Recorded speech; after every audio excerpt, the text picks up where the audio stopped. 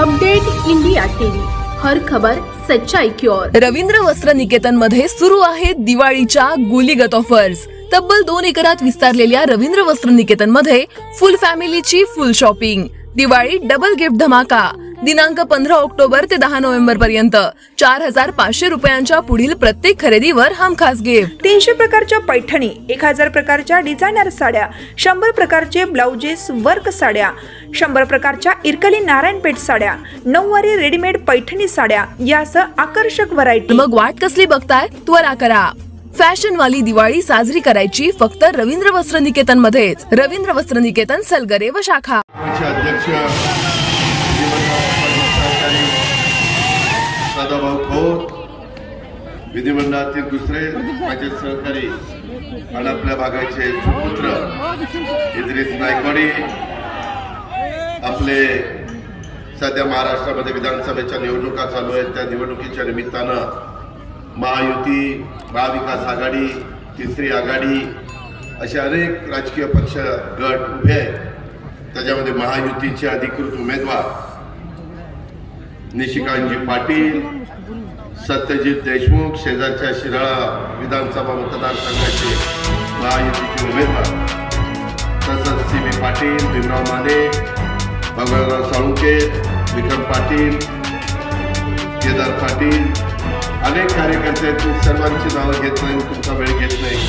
उपस्थित असणारे सर्व मगाशी ज्यांची नावं घेतली निशिकांत पाटलांनी, ते सर्व मान्यवर, माझ्या इस्लामपूर परिसरातील जमलेले सगळे माय माऊली, माझे बांधव, पत्रकार मित्र आणि माझ्या तरुण मित्रांनो, आज राष्ट्रवादी काँग्रेस पक्षाच्या वतीनं एक युवा नेतृत्व महायुतीच्या माध्यमातून विधानसभा निवडणुकीसाठी त्यांनी अर्ज दाखल केलेला आहे।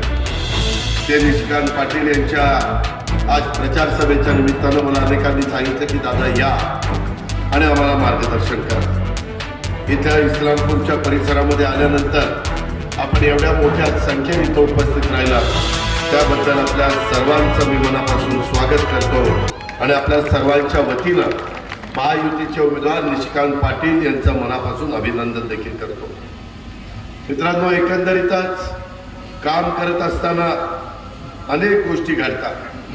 देशाच्या स्वातंत्र्यासाठी अनेकांनी योगदान दिलं, त्याच्यामध्ये सांगली जिल्हा हा फार अग्रेसर राहिलेला जिल्हा आहे। त्याच्यामध्ये क्रांतिसिंह नाना पाटील असतील, क्रांतीवीर नागनाथ अण्णा नायकवाडी असतील, क्रांती अग्रणी जी.डी. बापू लाड असतील, अशा तमाम क्रांतिकारकांना मी सुरुवातीलाच वंदन करतो। माझा वाळवा तालुका किंवा हा विधानसभा नगर मतदारसंघ हा एक क्रांतीचा तालुका जिल्हा म्हणून ओळखला जातो। आज नेहमी या जिल्ह्याने, या तालुक्याने काँग्रेसच्या विचारधारेवर मनापासून प्रेम केलं। आम्ही सगळे महायुतीमध्ये असलो तरी शिवशाहू फुले आंबेडकरांची विचारधारा, यशवंतराव चव्हाण साहेबांची विचारधारा ही आम्ही कुठे सोडलेली नाहीये। सर्व जाती धर्माच्या मध्ये जातीय सलोखा करूनच आपल्याला चांद्यापासून बांद्यापर्यंत महाराष्ट्राचा सर्वांगीण विकास करता येईल। जाती जातीमध्ये, धर्मामध्ये तेढ निर्माण करून कुठलाही देश, कुठलाही राज्य, कुठलाही जिल्हा किंवा कुठलाही तालुका पुढे जाऊ शकत नाही, हा आजपर्यंत आपल्या अनेकांचा अनुभव आहे। आज या सांगलीकरांनी नेहमीच आमच्यासारख्या अनेक कार्यकर्त्यांच्यावर मनापासून प्रेम केलं, याबद्दल माझ्या मनामध्ये तिळमात्र शंका नाही।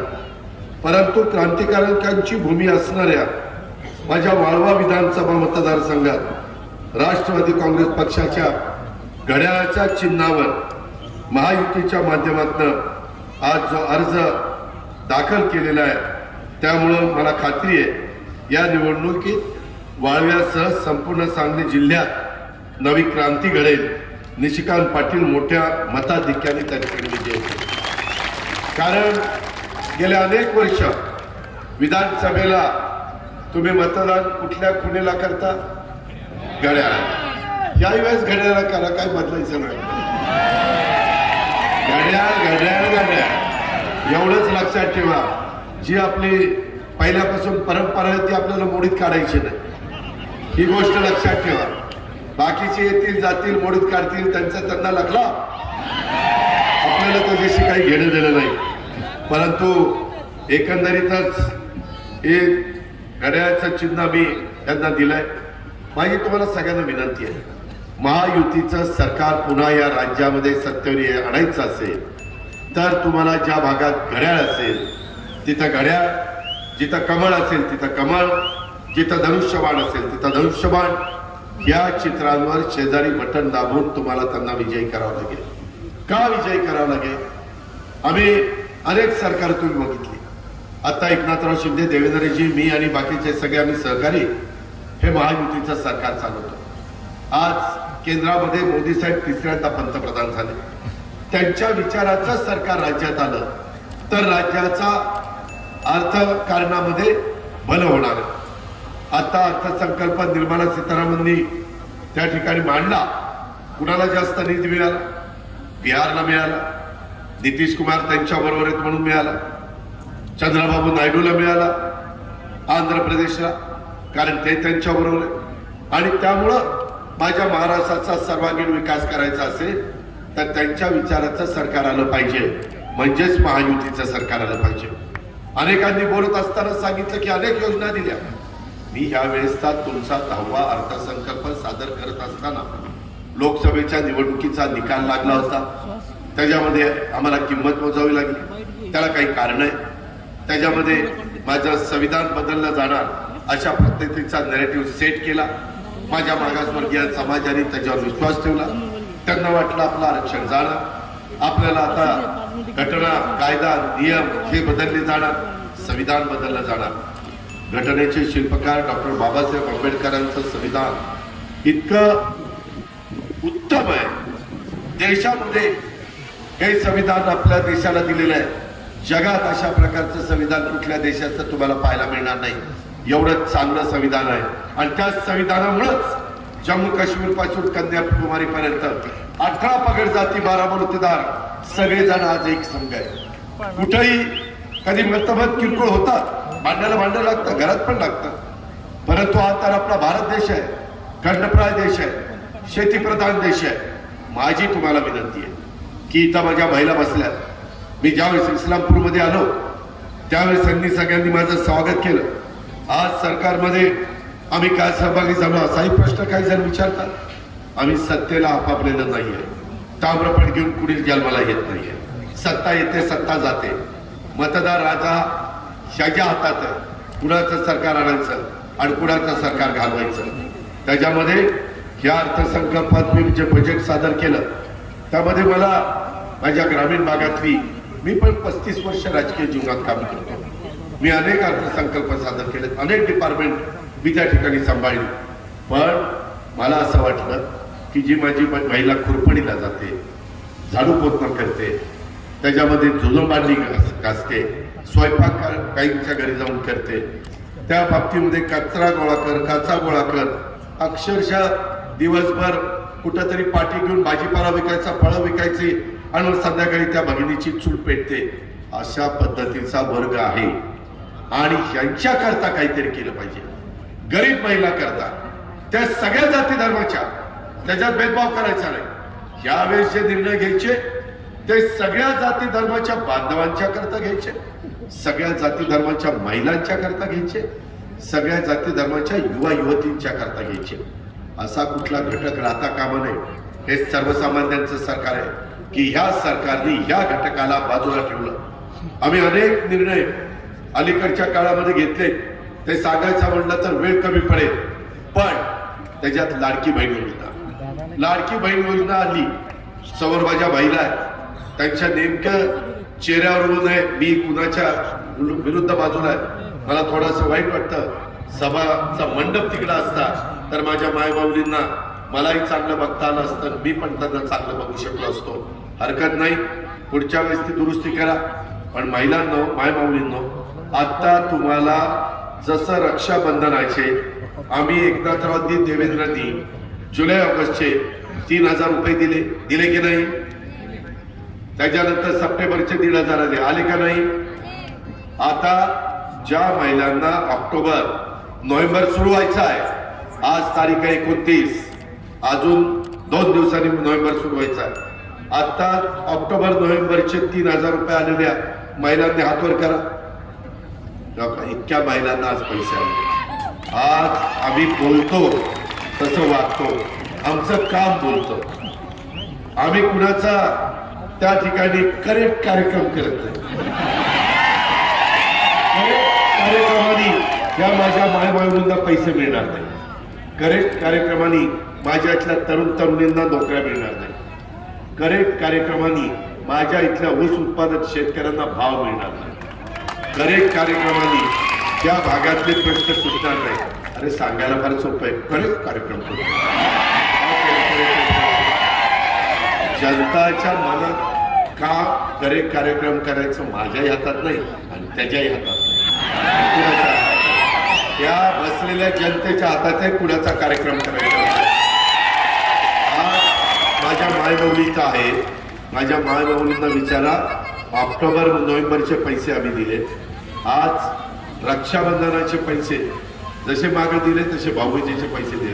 इतका त्यांच्या चेहऱ्यावर आनंद दिसतो. आता ओवाळताना मी मायमाऊलींना विचारलं, बहिणींनो पैसे आले का? आले दादा, आले, अकाउंटला आले, पैसे आले. समाधान आहे. आणि महाराष्ट्रात आहे हे काय फक्त गाळव्यात इस्लामपूरला नाही, माझ्या शिराळ्यात आहे, माझ्या सांगलीत आहे, माझ्या आटपाडीला आहे, तासगावला आहे, कवठेमहांकाळला आहे, सगळ्या भागामध्ये. तेच आम्हाला पाहिजे होतं. 45,000 कोटी रुपये वर्षाला आम्ही त्यांच्या अकाउंटला पाठवतो. मधी कुठली मध्यस्थी नाही, भ्रष्टाचार व्हायचं कारण नाही. डायरेक्ट आधार कार्डची लिंक, पैसे क्लिक बटन दाबलं की डायरेक्ट त्यांच्या अकाउंटला जातात. तुम्हाला माहिती आहे आता 2,30,00,000 महिलांच्या अकाउंटला 3,000 रुपयाप्रमाणे पैसे दिले. 2,30,00,000. शेष आहे. आज तिला बाजारात जाताना इतके दिवस नवऱ्याचा दम असायचा, हे घेऊन ये, ते घेऊन ये. तिनं तिच्याकरता काहीच घ्यायचं नाही. नवऱ्याकरता, मुलांकरता, मुलींकरता, सासू करता, सासऱ्या करता. अरे तिला पण काहीतरी जी आहे ना, तिलाही वाटतं ना मी काहीतरी इस्लामपूरच्या बाजारात जाऊन काहीतरी घ्यावं. त्याचा कधी विचार झाला का? आणि शाळे माझे विरोधक म्हणतात आम्ही सत्तेवर आल्यानंतर महिला लाडकी बहीण योजना बंद करू. काय तुझ्या काकाची? त्यामध्ये या योजना चालू ठेवायच्या का बंद करायच्या ते माझ्या मायमाऊलींच्या हातात आहे. मायमाऊलींनो, जातीचा, पातीचा, नात्याचा, गोत्याचा विचार करू नका. ही योजना महायुतीनं आणली. महायुतीच्या 3 खुणा आहेत. एक काही ठिकाणी घड्याळ, काही ठिकाणी कमळ आणि काही ठिकाणी धनुष्यबाण. या 3 खुणा तुमच्या भागात असतील तिथं तुम्ही इथं घड्याळाचं बटन त्या ठिकाणी दाबा, तिथं शेजारी शिराळ्याला कमळाचं बटन दाबा. जिथं धनुष्यबाण असेल, मला वाटतं इकडं आटपाडी आणि त्या भागामध्ये विटा आटपाडीला तिथं धनुष्यबाण आहे, ते दाबा. मी आज तुम्हाला सांगतो पुढं 5 वर्ष तुमच्या योजना चालू होण्याचा शब्द अजित पवार म्हणून मी तुम्हाला देतो. कारण मी राज्याचा अर्थमंत्री आहे. आज काही जण म्हणतात हे माझ्या बहिणींच्या मायमाऊलींच्या चेहऱ्यावरचा आनंद ह्या विरोधकांना सहन होत नाही. ही योजना बंद करण्यासाठी कोर्टात गेली. ते सुनील केदार, सदाभाऊ खोतांना माहिती आहे, माजी मंत्री, कोर्टात त्यांची माणसं पाठवली. अरे काय तुम्ही असताना तुम्ही दिलं नाही, आम्ही दिलं तर तुमच्या पोटात दुखतंय. आता हे म्हणतात नवीनच अफवा उठवली. आता ही योजनेला स्टे आला. दाखवा बरं मला स्टे कुठं आला. काही पण सांगायचं स्टे आला? अजिबात स्टे आलेला नाही. योजना देताना मी मागचा पुढचा सगळा विचार केलेला आहे. मी पहिलाच अर्थसंकल्प दिला नाही, 10 वेळेला राज्याचा अर्थसंकल्प दिलाय. आणि हा देत असताना आपलं एकंदरीत उत्पन्न किती आहे, आपला खर्च किती आहे, पगाराचा किती आहे, पेन्शनचा किती आहे आणि कर्जाचा व्याजाचा किती आहे, हे सगळं बघितलं आणि त्याच्यात ही योजना बसवलेली आहे. ही बंद करण्याकरता नाही, माझ्या मायमाऊलींना आर्थिक सक्षम करण्याकरता, सबल करण्याकरता, तिला तिचा हक्क देण्याच्या करता आणलेली आहे. त्यामुळं माझ्या महिलांनी ही गोष्ट लक्षात ठेवा. अजिबात इतरांचं ऐकू नका. आता काय विरोधकांना मुद्दा राहिला नाही आणि त्याच्यावर काही पण सांगतात, काही पण नवीन काढतात.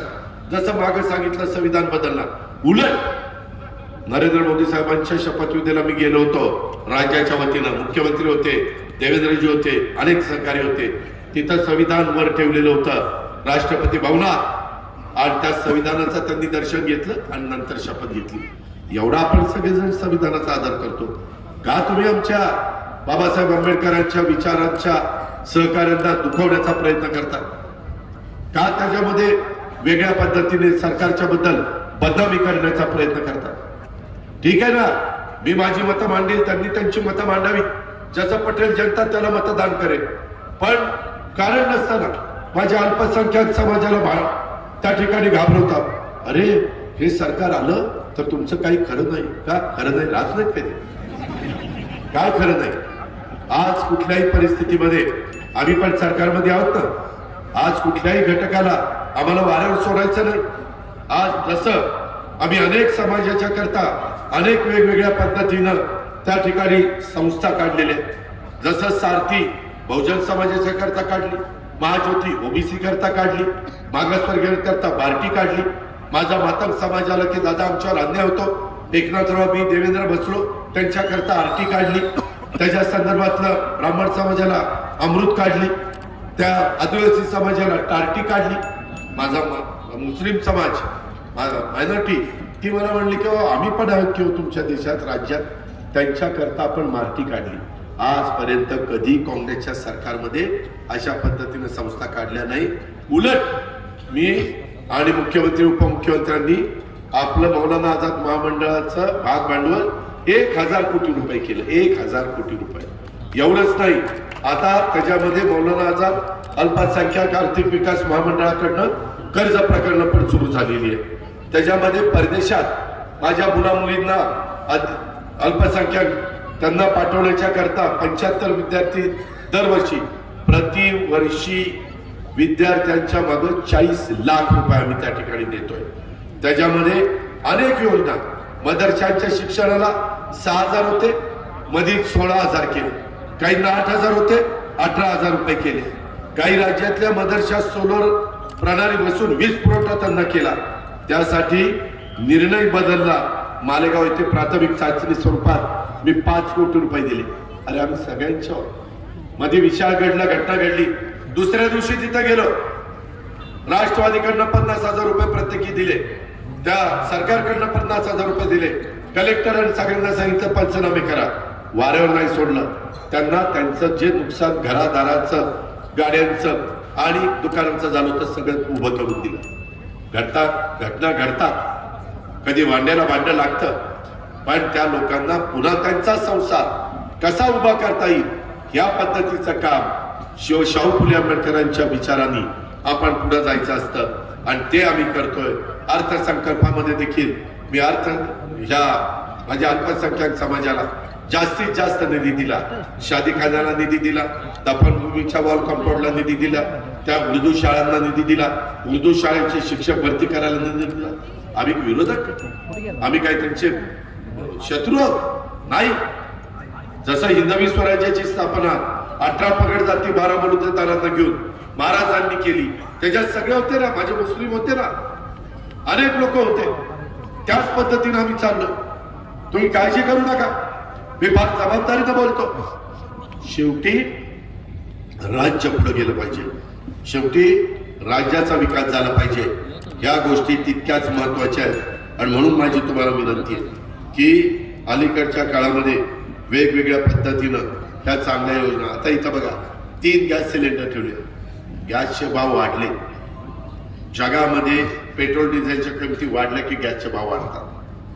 ते कोणी थांबवू शकत नाही, कारण जगाचं ते मार्केट आहे. पण भाव वाढले तर मध्यमवर्गीयाला, गरीबाला परवडावं म्हणून तुम्ही काही सबसिडी देऊ शकता. आम्ही आता वर्षाला 3 गॅस सिलेंडर मोफत देण्याचं काम सुरू केलंय. आज 52 लाख कुटुंबियांना पैसे जायला लागलेले त्यांच्या अकाउंटला. आणि यावेळेस करताना काय केलंय, जे करायचं त्याच्यामध्ये मध्ये कुठं भ्रष्टाचाराला थारा द्यायचा नाही. डायरेक्ट लाभार्थी तू सरकार, सरकार तू लाभार्थी.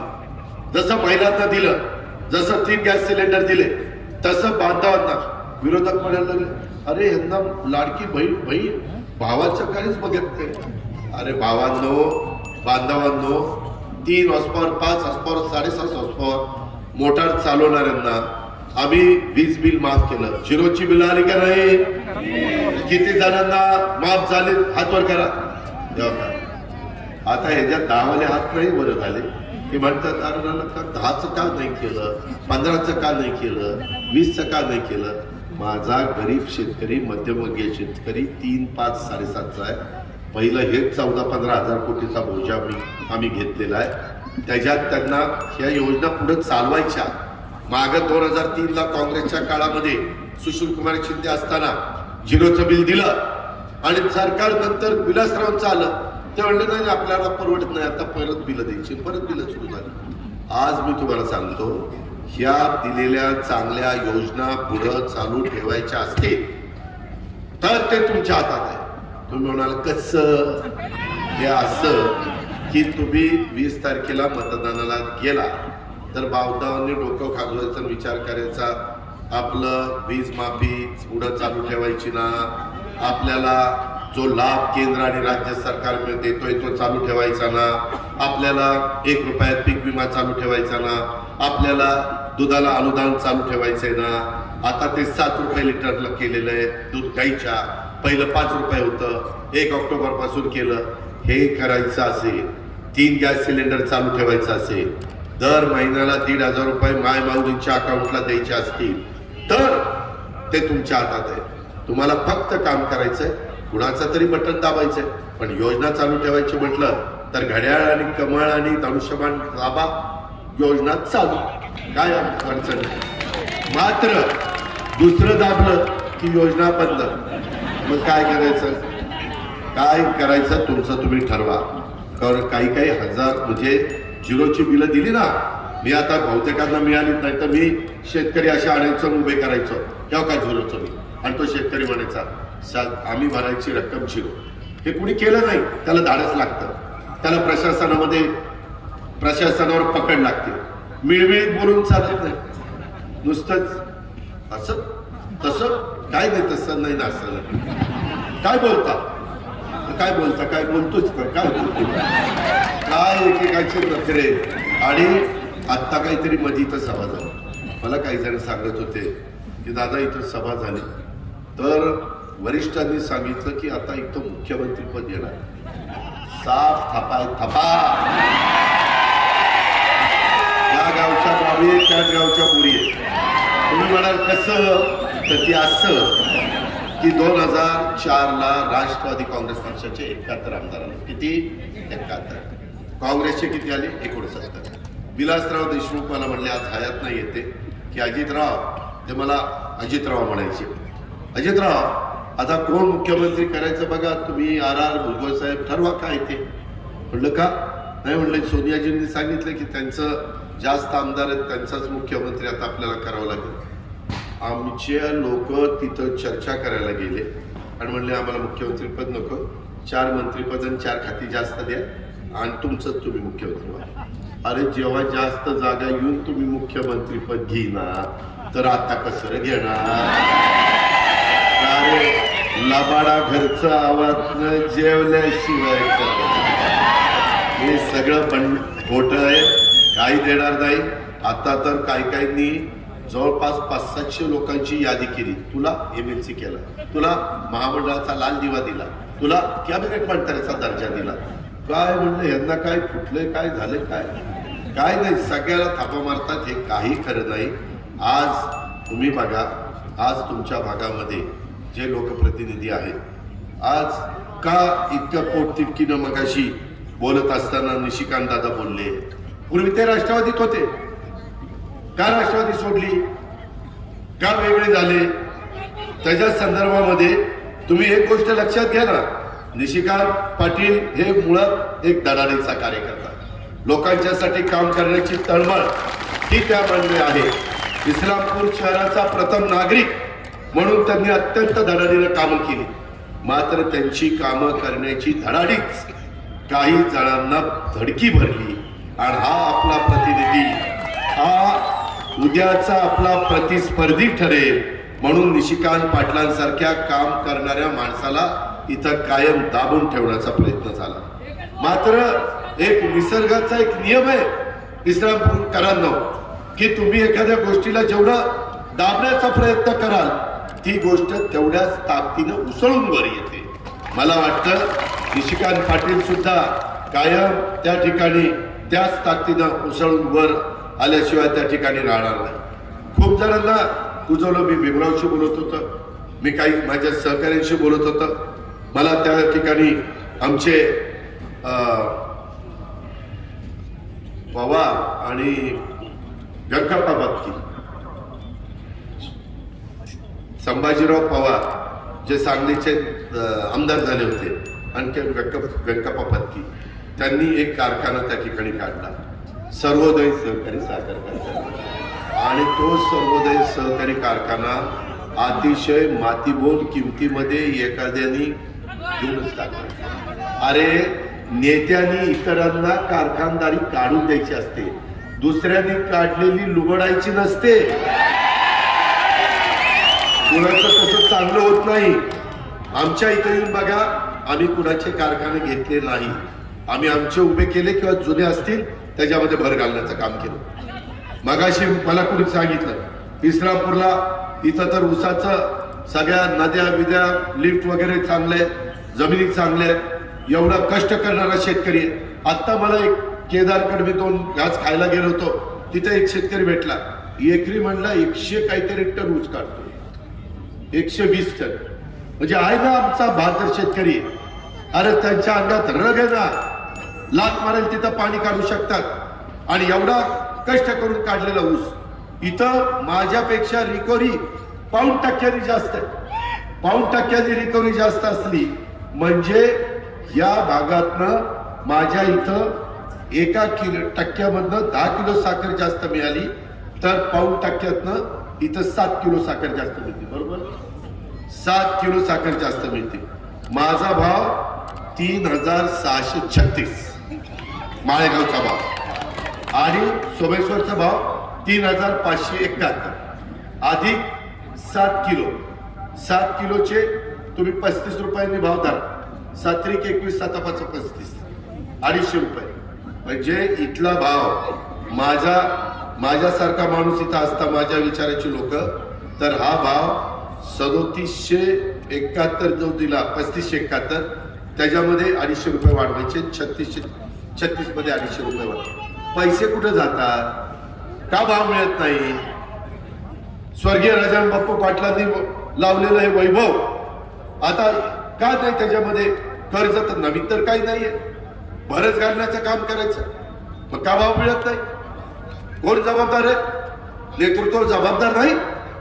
माझ्या शेतकऱ्यांना इतके रुपये टनाला कमी मिळतात, काय त्यांनी कशा पद्धतीनं पोराबाळांचं बघायचं, शिक्षणाचं काय करायचं, लग्न करायचं काय करायचं, आणि असला माणूस मुख्यमंत्री? अरे तिच्या आखरीतच आहे. इथं सगळ्यांना त्रास देतात.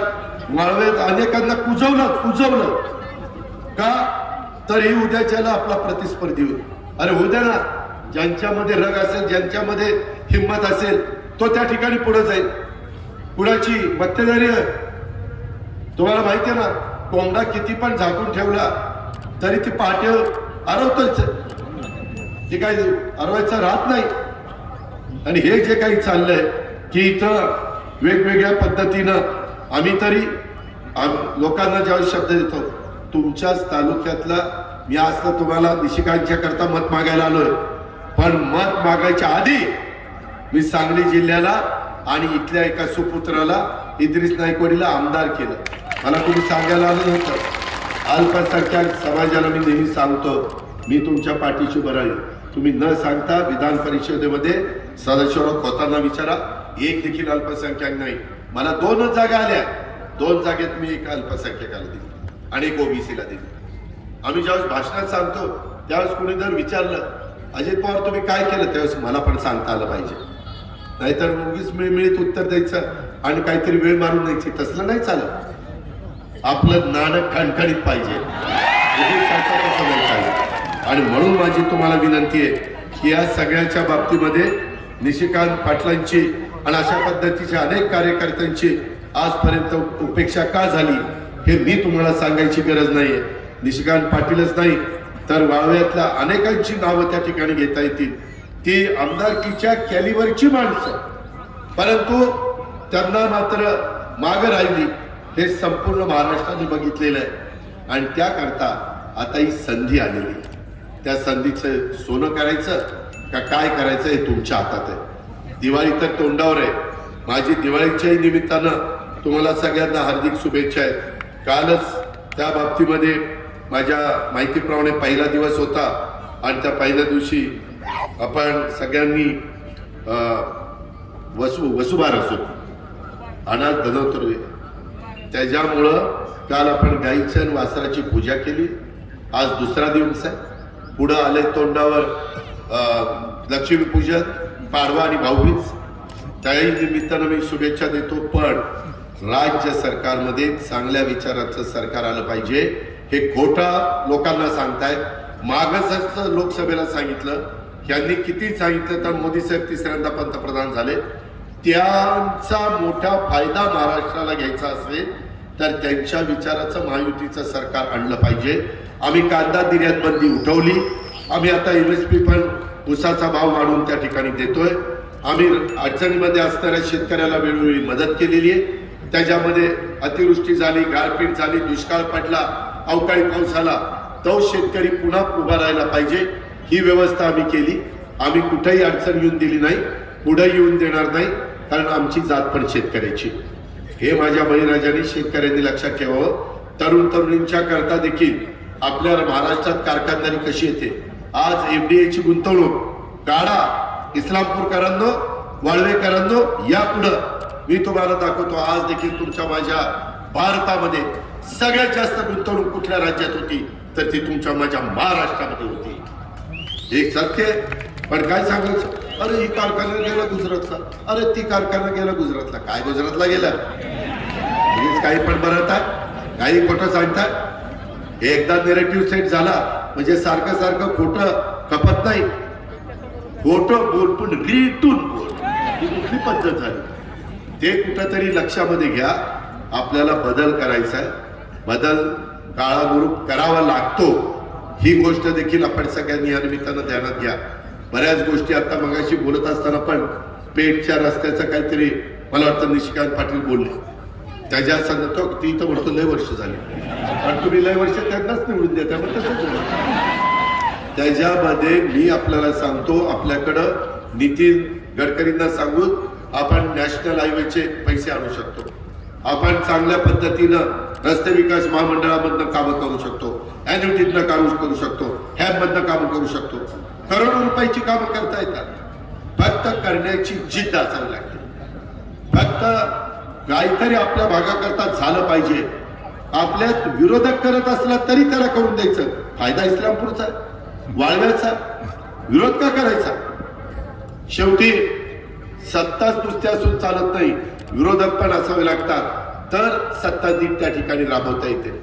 या गोष्टीचा पण आपण सगळ्यांनी या निमित्तानं विचार केला पाहिजे. अशा प्रकारची माझी तुम्हाला सगळ्यांना आग्रहाची विनंती आहे. आता परिवर्तन अटळ आहे. या वाळव्याच्या काही मंडळींना उपद्रव सांगली जिल्ह्यातच नाही तर शेजारच्या सातारा जिल्ह्यामध्ये देखील अनेकांना त्या ठिकाणी होतोय. आणि समाधान नाही हो, सगळं पाहिजे ती मलाच पाहिजे. आणि दुसऱ्यांनी काही नुसतंच बघावं का तुमच्याकडे? सगळं तुम्हालाच पाहिजे, तुम्हालाच पाहिजे, तुम्हालाच पाहिजे. अरे एक ती 7 जणांनी वाटून खाल्ला ही आपण ऐकतोय.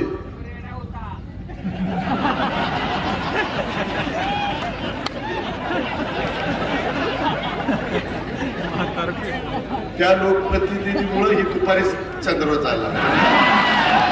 चांगला लोकप्रतिनिधी पाहिजे की असं करू नको, तुझं वाटोळ होईल, मुलाबाळांचं वाटोळ होईल. मी इथं तुमच्या इथं सभेमध्ये आरार विचारा गेला, पण मी सांगितलं होतं ना आरार तंबाखू सोडून, गुटखा सोडून, इस्लामपूरच्याच सभेत सांगितलं. आणि त्यावेळेस आरारला वाईट वाटलं, तुम्हालाही वाटलं की आले कुणाची चेष्टा करते, चेष्टा नव्हती केली, मी खरं सांगितलं होतं. त्यावेळेस नंतर मी ज्यावेळेस बीच कॅन्डीला त्याला भेटायला गेलो, हातात हात धरला, म्हणलं दादा 2012ला तू सांगितलं होतं तंबाखू आणि गुटखा सोड, ती सोडली असती तर आता मी तुझ्यामध्ये असतो, लोकांच्यात असतो. या पद्धतीनं आणि हे ह्याचा विचार करा. आम्ही चांगला विचार मांडणारी लोक, आम्ही त्याच्यामध्ये लोकांना चांगला सल्ला देणारी माणसं. आज आपल्याला केंद्राचाही मोठ्या प्रमाणावर निधी त्या बाबतीमध्ये आणायचा आहे. मला गेल्या अनेक वर्षापासून राज्याच्या राजकारणात, समाजकारणात आणि सहकार क्षेत्रामध्ये मी काम करतोय.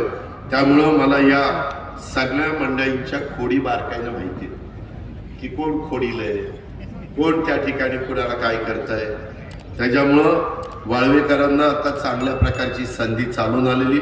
नुसतं गुळमाट बोलणाऱ्यांना आता सुट्टीवर पाठवण्याची वेळ आलेली आहे. बरं, माणसांना सुट्टीवर पाठवायला वाळवेकर तरबेज आहेत. वाळवा ही क्रांतिकारांची भूमी आहे. त्यामुळे इथं सुद्धा अशी परिवर्तन घडलेली आहेत. त्यामुळं हे परिवर्तन वाळवाकरांना नवीन नाही. त्यामुळे मला खात्री आहे निशिकांत पाटलांच्या रूपाने आता वाळवा मतदारसंघात परिवर्तन अटळ आहे. फक्त आता तुमच्यात फूट पडू देऊ नका. बरं, फूट पाडायला समोरचा माणूस अतिशय तरबेज आहे. कुणाच्यात फूट पाडायची, कशी फूट पाडायची, कशा प्रकारे फूट पाडायची, माणसात माणूस कसा राहणार नाही याची पुरेपूर काळजी समोरच्यांच्याकडनं घेतली जाईल. मात्र तुम्ही सर्वांनी एकत्र राहा, तरच परिवर्तन होईल. ही काळ्या दगडावरची पांढरी रेघ आहे, हे वाळवेकरांनी आपण विसरू नका. इथल्या प्रत्येकाने गट तट माझा तुझा हा भेदभाव बाजूला ठेवा. एकत्रितपणे या विधानसभेच्या निवडणुकीमध्ये महायुतीचे अधिकृत उमेदवार घड्याळाचं चिन्ह घेऊन उभे राहिलेले निशिकांत पाटलांच्या मागे शक्ती उभी करा. अशा प्रकारचं आव्हान करण्याच्या करता, माझ्या मायमाऊलींना भेटण्याच्या करता, माझ्या मायमाऊलींनी आता दिवाळीचा देखील फराळ दिला. त्याच्या आधी फराळ दिला असता नसता. आता भावाचं नातं इतकं जवळ झालंय की बहिणी भावाला विसरेना आणि भाऊ बहिणीला विसरेना. त्याच्यामुळे मला चकली मिळाली, लाडू मिळाला, करंजी मिळाली, अनारसे मिळाले, चिवडा मिळाला. बघा माझ्याकडे आता ठेवलेला आहे, आता जातोय घेऊन.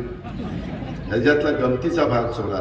परंतु ही एक आपुलकी, ही आपुलकी कशात निर्माण झाली? ती लाडक्या बहिणीमुळे निर्माण झाली. हे माझे बांधव आहेत, यांनी पण चांगल्या पद्धतीनं आपली शेतीवाडी करावी.